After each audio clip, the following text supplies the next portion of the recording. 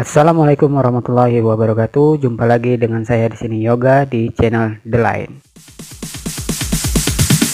Sorry ass DJ.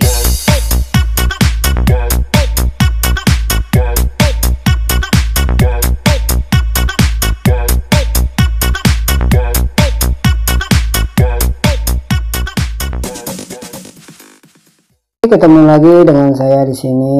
Apa kabar sahabat-sahabat lain sekalian? Semoga semakin diberikan kesehatan, diberikan kekuatan, diberikan ketenangan, dan diberikan kebahagiaan dalam hidupnya dan dalam proses kesembuhannya ya. Amin ya robbal alamin. Nah, di video kali ini saya tetap juga ya membahas seputar GERD, NCT dan psikosomatis juga. Tetapi di sini saya menjawab pertanyaan-pertanyaan yang banyak dipertanyakan oleh sahabat-sahabat di lain sekalian. Nah, di sini tetapi di sini saya lebih memberikan solusi ataupun memberikan jalan ataupun memberikan petunjuk ya kepada keluarga ataupun yang tidak menderita GERD, NCT dan psikosomatis. Nah, saya di sini lebih arahnya ke sana ya, bukan ke penderitanya. Karena kenapa? Karena banyak hal yang banyak dipertanyakan oleh para penderita ini adalah mereka terlalu banyak mengeluh ya, atau problem ya, tidak dapat perhatian dari keluarga sendiri, kemudian tidak dapat dukungan dari keluarga sendiri, kemudian tidak ada yang mengerti dan paham dengan penyakit ini terhadap keluarga sendiri ataupun lingkungan ataupun siapapun itu. Mereka tidak mendapatkan itu karena diakibatkan lingkungan tidak mengerti apa sih ini GERD, NCT, penyakit apa sih ini. Mereka tidak mengerti dan tidak paham dengan penyakit ini, dan sehingga tidak kurang percaya ya, dianggap tidak sakit. Nah, jadi di sini video kali ini saya memberikan penjelasan kepada yang keluarga lah intinya ya, keluarga terdekat lah intinya, yang mana tahu keluarga kita ada yang memiliki penyakit GERD, NCT dan psikosomatis. Nah, mudah-mudahan dengan penjelasan ini, penerangan ini, mungkin saudara-saudara kita bisa paham dan mengerti ya apa sih ini penyakit ini, dan kita harus bertindak apa terhadap penderitanya ya. Oke, sebelum kita bahas, saya memberikan penjelasan. Silakan klik tombol subscribe-nya, like-nya, komennya, kemudian di share video-video saya jika bermanfaat ya. Semoga menjadi ladang pahala untuk berbagi ilmu kepada sesama penderita. Amin ya rabbal alamin. Oke, langsung saja ya. Sebelum itu dibiasakan untuk menonton video ini sampai selesai agar tidak terjadi gagal paham. Oke, langsung aja. 7 kalimat penolong NCT, depression, kemudian frustasi ya, maupun psikosomatis juga. Nah, di sini ada 7 kalimat yang harus keluarga lakukan untuk penderita. Yang pertama itu adalah yang harus kita ucapkan untuk penderitanya ya, untuk penderita. Contohnya ada anak ataupun istri ataupun suami yang mengidap penderita NCT ya. Mereka itu kebanyakan mereka kenapa ya, yang mereka butuhkan itu sangat ya, penyembuhan mereka itu hampir sekitar 80% ya, hampir 80% itu tergantung sama keluarga, support keluarga, perhatian dari keluarga atau teman atau lingkungan, support, kemudian perhatian, kemudian kasih sayang, kemudian dukungan lah istilahnya, support dari keluarga ataupun lingkungan. Itu adalah 80% berdasarkan dari support kita. Itu yang membuat mereka bisa lebih bangkit ya, lebih sembuh dari penyakit. Nah, itu. Tetapi kebalikannya yang terjadi kebanyakan di lingkungan para penderita GERD, NCT ini memiliki ruang lingkup ya, atau lingkungan yang tidak pernah mensupport mereka. tidak pernah mengerti dengan penyakit mereka, ya. Nah, jadi ada beberapa hal yang bisa membuat mereka itu bisa sembuh lebih cepat dengan cara beberapa hal yang saya akan terangkan berikut ini. Yang pertama itu adalah kita harus melakukan untuk kepada penderita GERD, NCT dan psikosomatis, itu adalah yang pertama adalah kita ucapkan kalimat kamu berhak untuk dibantu. Dengan kita mengucapkan untuk kalimat seperti itu aja dengan kepada dia atau kepada penderitanya, itu udah sangat-sangat membuat dia itu merasa nyaman, merasa tenang, merasa dihargai, merasa bernilai gitu loh. Nah, itu sangat, walaupun kita hanya mengucapkan seperti itu saja, tapi mereka itu menangkapnya itu udah luar biasa. Itu membuat mereka itu sangat bahagia, membuat mereka itu menjadi lebih bersemangat, merasa lebih tenang, merasa lebih nyaman. Dengan membuat mereka seperti itu sangat membantu mereka dalam proses kesembuhan mereka. Ya, dengan mengucapkan kamu berhak untuk dibantu. Ya, kemudian poin yang kedua itu adalah kita bisa mengucapkan kalimat itu adalah ingin ditemani ke dokter. Nah, kita bertanya kepada si penderita itu adalah ingin ditemani ke dokter. Nah, dengan cara seperti itu dia merasa nyaman, merasa tenang, dan tingkat kepercayaan dirinya itu akan kembali lagi. Jadi dia tidak semakin drop. Jadi kadang-kadang pihak keluarga ataupun pihak lingkungan itu bahwasanya udah pikir sendirilah, udah pikir. Nah, jadi tidak dapat perhatian dari keluarga, tidak dapat dukungan dari keluarga, tidak dapat dari perhatian ya, dukungan, kemudian kasih sayang dari keluarga itu sendiri gitu. Itu akan menurunkan tingkat mentalnya, semakin drop ya. Kemudian kepercayaan dirinya ya, kemudian semangat dia ya, gairah dia untuk melakukan kesembuhan itu sangat rendah jadinya. Jadi semakin turun gitu. Nah, jadi akan menjadi suatu beban mental di situ yang terjadi. Nah, jadi tugasnya untuk para keluarga ya yang memiliki entah ataupun ada di bagian lingkungannya yang memiliki penderita ini, maka tolong dibantu, disupport ya, dimengerti karena penyakit ini ada, bukan tidak ada. Penyakit GERD, NCT, psikosomatis ini ada. Ini adalah gangguan mental ya, pikiran mental. Nah, di sini itu ada kecemasan yang mereka rasa ya, penderita rasa kecemasan dengan kecemasan yang biasa yang dirasakan oleh orang yang normal itu berbeda ya, tingkat levelnya berbeda. Nah, kalau kita mengalami kecemasan itu ya memang cemas-cemas, tetapi dalam batas yang masih normal ya, masih standar dia. Tetapi kalau orang penderita ansietas ini, tingkat kecemasannya itu di atas normal, ya di atas standar. Jadi tingkat ketakutannya itu berlebih, ya.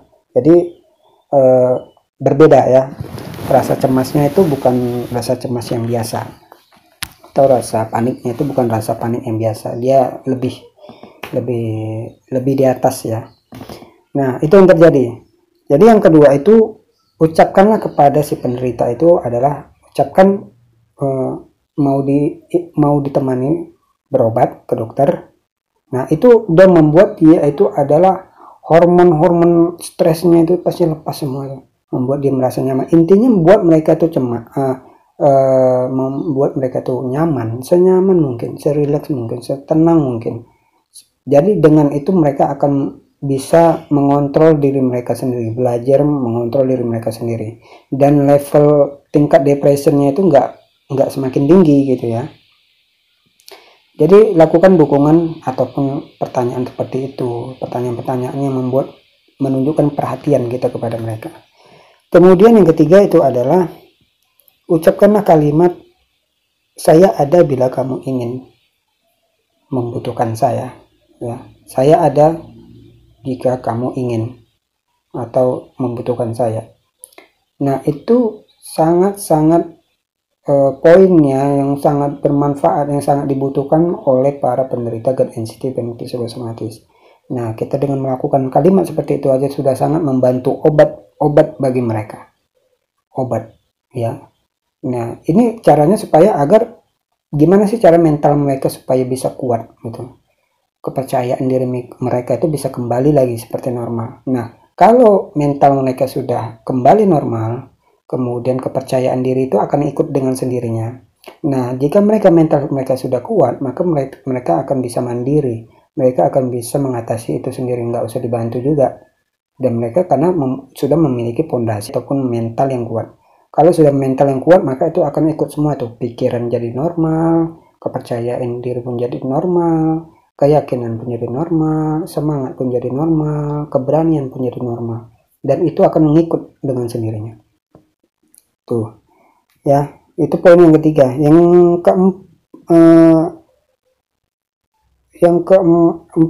keempat itu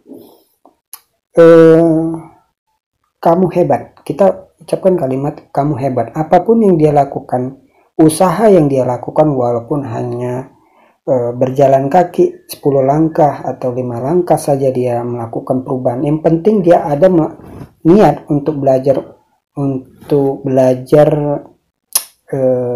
melakukan perubahan dalam kesehariannya.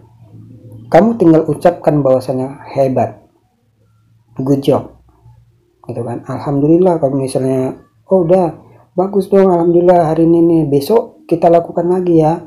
Nah, kita temanin dia tahap-tahap mau belajar jalan-jalan keluar, ikuti aja maunya gimana. Kalau dia maunya ke sini, ya udah ikutin. Kamu hebat. Kita beri pujian kepada mereka setiap usaha yang mereka lakukan walaupun hanya sedikit saja. Karena itu akan menaikkan tingkat semangat mereka. Berarti mereka merasa ternilai pada diri mereka sendiri. Ya, itu akan lebih memicu semangat mereka untuk bisa sembuh dan akan mempercepat proses kesembuhan mereka. Kemudian yang kelima itu adalah sudah minum obat. Kita kalimatnya itu adalah sudah minum obat. Memang karena kalau untuk orang normal, kalau kita menyebutkan sudah minum obat mungkin agak tersinggung kali ya, karena obat-obat memang obat apa kali gitu ya. Nah, tetapi berbeda sama orang penderita anxietas ini. Kalau penderita anxietas ini, kalau kita menyebutkan itu udah makan obat, jikalau dia lagi sensasi atau lagi apa, kita ucapkan aja itu. Karena itu adalah bentuk perhatian dan itu membuat mereka tuh bentuk kenyamanan, gitu ya. Intinya seperti itu. Ya. Kemudian yang keenam itu adalah ada yang bisa saya bantu. Kalimat yang kita ucapkan itu ada yang bisa saya bantu. Apa yang harus aku perbuat agar kamu bisa menjadi tenang, agar kamu itu bisa menjadi nyaman, menjadi sehat, menjadi apa? Tanyakan itu kepada mereka. Nah, mereka pasti akan bercerita kepada keluarga atau lingkungannya gitu.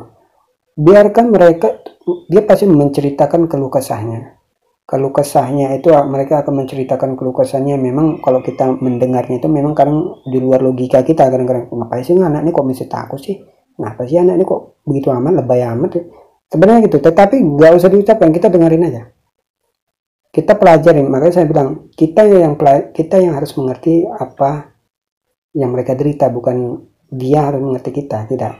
Karena mereka memiliki beban mental di situ, mengalami mental yang drop, yang butuh saat ini support. Jadi bukan yang kita lakukan adalah mendikte dia, kemudian menjudge dia, kemudian melemahkan dia, memarahi dia, tidak. Itu bukan yang dibutuhkan dia, itu malah membuat dia makin drop. Ya. Tapi yang kita lakukan itulah apa yang bisa saya bantu untuk kamu. Dia akan menceritakan keluh kesahnya semua, segala sensasinya, segala rasa ketakutannya, unek-uneknya, semua diceritakan, yang dikeluarkan itu semua. Gak apa-apa, karena itulah yang kita mau. Karena semakin banyak dia mengeluarkan segala unek-uneknya, segala apa yang dia ceritakan, itu akan lebih bagus.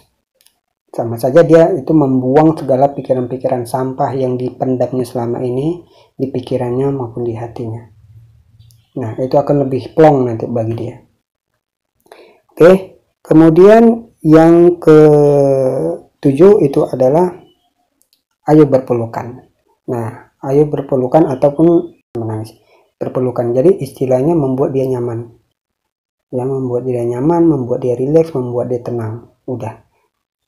Itu intinya. Karena yang dia perlukan saat ini itu adalah satu, kasih sayang, perhatian, support, dukungannya, kemudian pengertian. Itu yang mereka butuhkan itu.